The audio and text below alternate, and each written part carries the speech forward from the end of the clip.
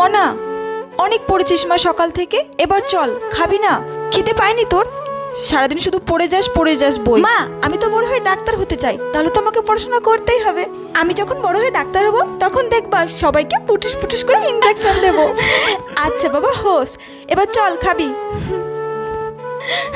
মা মা, আমি ডাক্তারিতে চান্স পেয়ে গেছি। আমি জানতাম আমার মেয়ের পরিশ্রমের ফল ঠিক একদিন পাবে। তুই তো একটু আরামও করিসনি মা, সারাদিন ধরে কাজ করে যাচ্ছিস। এরকম করলে তো তুই অসুস্থ হয়ে পড়বি মা। আমাদের কাজটাই তো এটা মা, মানুষের প্রাণ বাঁচানো। অভ্যাস হয়ে গেছে। তুমি চিন্তা করো না, তুমি ঘুমিয়ে পড়ো, আমি সেমিনার রুমে একটু রেস্ট নিয়ে নেব।